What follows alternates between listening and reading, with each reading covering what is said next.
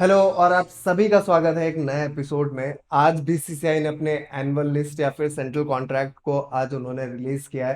तो आज जिन भी प्लेयर्स को सेंट्रल कॉन्ट्रैक्ट मिला है उनको बीसीसीआई ने 4 ग्रेड में डिवाइड किया है, A+, A, B और C। अब ये जो लिस्ट इन्होंने अनाउंस की है उसमें कुछ चीज़ों के लिए इन्हें काफ़ी अप्रिशिएशन मिल रहा है और एक स्पेसिफिक चीज़ के लिए बीसीसीआई काफ़ी ज़्यादा क्रिटिसाइज हो रहा है। तो सबसे पहले हम लिस्ट की बात कर लेते हैं कि लिस्ट में आज बीसीसीआई ने क्या क्या अनाउंस किया है। तो सबसे पहले तो A+ ग्रेड में 4 एथलीट को जगह मिली है। रोहित शर्मा, विराट कोहली, जसप्रीत बुमराह और रविंद्र जडेजा को। फिर ग्रेड ए में 6 एथलीट को जगह मिली है। रविचंद्रन अश्विन, मोहम्मद शमी, मोहम्मद सिराज, KL राहुल, शुभमन गिल और हार्दिक पांड्या।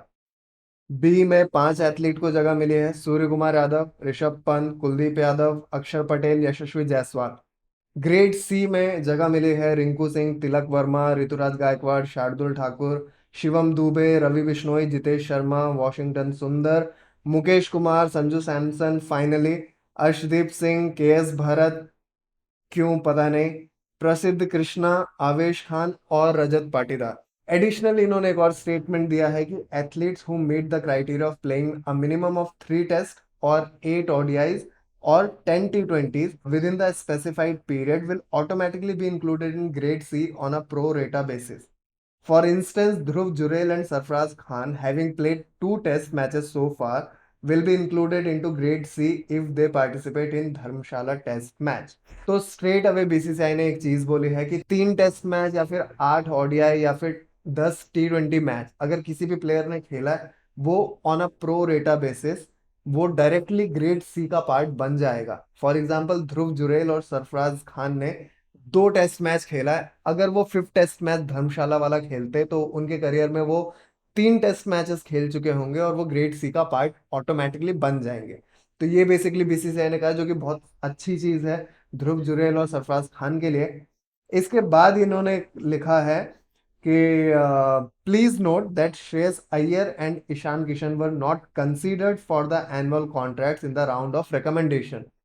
अब इन दोनों के साथ जो कंट्रोवर्सी चल रही थी अय्यर और ईशान किशन के साथ, इसमें बीसीसीआई ने काइंड ऑफ एग्जाम्पल सेट किया है, बाकी प्लेयर्स को एक मैसेज दिया है कि अगर आप टीम में नहीं हैं तो आप या तो एनसीए में होइए, अगर आपको इंजरी लगी है तो आप रिकवरी पे रहिए, और अगर नहीं लगी है तो आपको क्रिकेट खेलना पड़ेगा। आप रणजी खेलिए, डोमेस्टिक खेलिए, जो भी लीग्स चल रही है स्टेट की उनमें पार्टिसिपेट कीजिए। उसके बाद बीसीसीआई ने एक और चीज मेंशन की है कि selection committee has also recommended fast bowling contracts for Akashdeep, Vijay Kumar Vyshak, Umran Malik, Yash Dayal and Vidwath Kaverappa.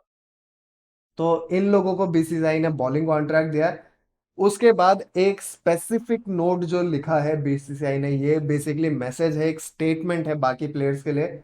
The BCCI has recommended that all athlete give precedence to participating in domestic cricket during periods when they are not representing the national team. ये एक straight away message है BCCI का players को कि जब players national team और cricket को prioritise ना करके वो आईपीएल और पैसे को प्रायोरिटाइज करने लगते, तो ये उनके लिए स्ट्रेट अवे मैसेज है। बट इसमें कुछ चीजें हैं जो कि कंसीडर करने वाली है, जैसे हार्दिक पांड्या ग्रेड ए में क्यों है, और कुलदीप यादव जो कि सारे फॉर्मेट खेलते हैं और इंडिया के अभी मेन स्ट्रीम के प्लेयर है, मतलब मेन प्लेयर्स में से एक है इंडिया टीम के, इस टाइम पे एक इंटीग्रल पार्ट बने हुए इंडिया टीम के, इंडियन टीम के बॉलिंग के, तो वो ग्रेड बी में कैसे हुए। हार्दिक पांड्या जिन्होंने 2018 के बाद से टेस्ट मैच खेला ही नहीं है, T20 वो बीच बीच में खेलने के लिए चले आते हैं कैमियो की तरह, और उनका नो डाउट कि वो अच्छे प्लेयर हैं, उनकी एबिलिटी पे कोई डाउट नहीं कर रहा, उनकी एबिलिटी पे कोई क्वेश्चन नहीं कर रहा है, बट जो उनके परफॉर्मेंस रहे हैं रिसेंटली उसमें कोई भी परफॉर्मेंस ऐसा नहीं रहा है जिसने इंडिया को मैच जिताया हो या फिर स्टैंड आउट किया हो। वर्ल्ड कप में उनका ऐसा कोई भी परफॉर्मेंस निकल के नहीं आया जहां पे हम कह सके कि हार्दिक पांड्या ने मैच जिताया हो। और श्रेयस अय्यर की जहां तक बात आती है, श्रेयस अय्यर ने इस मैच में थोड़ी सी बचकानी हरकत की, थोड़ी से फुद्दू से उनके एक्सक्यूजेस थे, लेम एक्सक्यूजेस थे, वो दे के वो गए। एनसीए ने जब उनको बोला कि ऐसी कोई इंजरी नहीं है, आप मैच फिट हैं, आपको जाके मैच खेलना चाहिए, वो ड्रॉप होने वाले थे और उन्होंने ऐसे सब रीजन दिए। उसके बाद बीसीसीआई ने जो उनके साथ किया है, ठीक है, फेयर इनफ, आपने उनके थ्रू एक एग्जाम्पल सेट किया है, fair enough. But Shreyas Iyer की अगर हम बात करते हैं तो श्रेयस अय्यर ने वर्ल्ड कप में सेमीफाइनल में सेंचुरी मारी थी, और जिस पेस पे मारी थी, जिस अटैकिंग मोड के साथ उन्होंने वो इनिंग खेली थी, श्रेयस अय्यर के काफी परफॉर्मेंस रहे।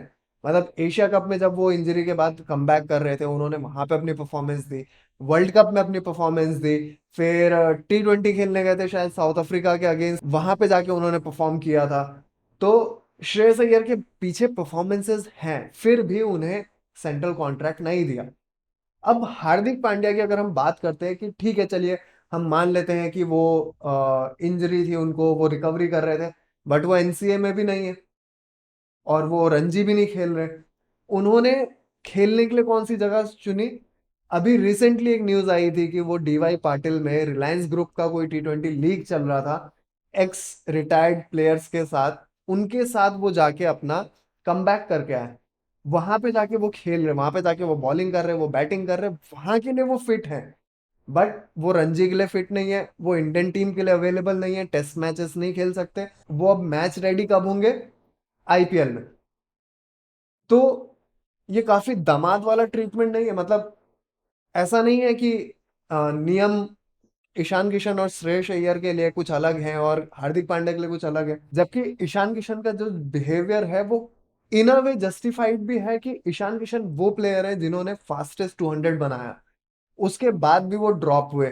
फिर उसके बाद उन्हें प्रॉपर चांसेस नहीं मिले, बेंच पे रहे वो। कई जगह उन्हें चांसेस मिल सकते थे बट नहीं मिले, और वो टीम मैनेजमेंट और बीसीसीआई से नाखुश थे। उसके बाद उन्होंने ये मेंटल फटीग और ये सब रिएक्शन दिया।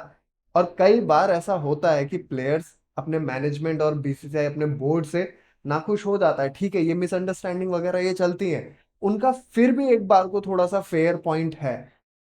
बट हार्दिक पांड्या का क्या?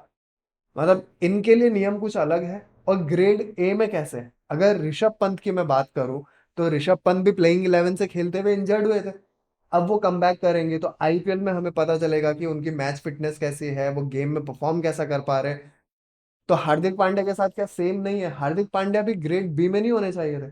कुलदीप यादव जो कि सारे फॉर्मेट खेलते हैं और अच्छा परफॉर्म कर रहे हैं, वो ग्रेड बी में है। अब यहाँ पे कुछ चीजें इस तरीके से भी निकल के आती हैं कि हार्दिक पांड्या इंजर्ड होने के बाद एक तो ग्रेड ए में भी है और T20 वर्ल्ड कप में वाइस कैप्टन भी है। तो ये काफी दामाद वाला ट्रीटमेंट नहीं है, या फिर इनके लिए नियम कुछ अलग है बाकी प्लेयर्स से? अगर वाइस कैप्टनसी की बात करें तो सूर्य कुमार यादव ने वर्ल्ड कप के जस्ट बाद ऑस्ट्रेलिया के अगेंस्ट जो T20 सीरीज हुआ था उसमें कैप्टनसी की थी, और सीरीज को काइंड ऑफ क्लीन स्वीप किया था, एक मैच हम बस हारे थे। उसके बाद जसप्रीत बुमराह है हमारे पास।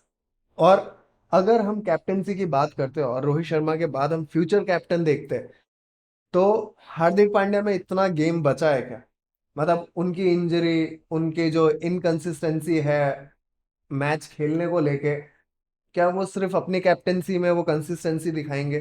दूसरे की कैप्टेंसी में वो उनसे वो कंसिस्टेंसी नहीं दिखती। और अगर हम फ्यूचर की बात करते हैं तो हार्दिक पांड्या में कितना गेम बचा है? मैक्स 3 साल, 4 साल।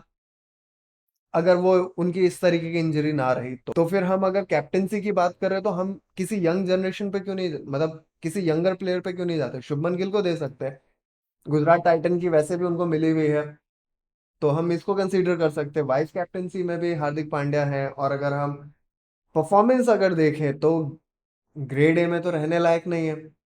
पहली बात तो क्योंकि परफॉर्मेंस काफी टाइम से हार्दिक पांड्या की ऐसी कोई एक्स्ट्रॉर्डनरी आई नहीं है। तो ये कुछ कंसर्निंग एरियाज है जहां पे बीसीसीआई को क्लैरिफिकेशन देना चाहिए। और कुछ टाइम से अगर हम देखें प्लेयर्स के जिस तरीके के स्टेटमेंट आ रहे हैं, जिस तरीके के प्लेयर्स के रिएक्शंस हो रहे हैं, बीसीसीआई में कुछ तो गड़बड़ जैसा लग रहा है। अभी इसमें एक और चीज जो कि मैं भूल गया था, केएस भरत। केएस भरत को ग्रेड सी में रखा गया है। मतलब अगर हम परफॉर्मेंसेस की बात करें और चांसेस की बात करें, तो केएस भरत से अभी तक कोई परफॉर्मेंस नहीं आया। कीपिंग उनकी एवरेज रही है। ध्रुव जुरैल ने आके 2 मैच में दिखा दिया कि उनकी कीपिंग उनसे बेटर है। बैटिंग तो बेटर है। अब केएस भरत का उस जगह पे रहना, मतलब सिर्फ मैच खेलने के लिए अवेलेबल रहना, ये तो रीजन नहीं हो सकता ना कि ग्रेड सी में केएस भरत को भी डाल दिया। तो आज के वीडियो के लिए इतना ही। वीडियो अच्छा लगा हो तो लाइक करें, शेयर करें, कमेंट करें और सब्सक्राइब जरूर करें। अब हम मिलेंगे नेक्स्ट वीडियो में। Till then bye, take care, peace out.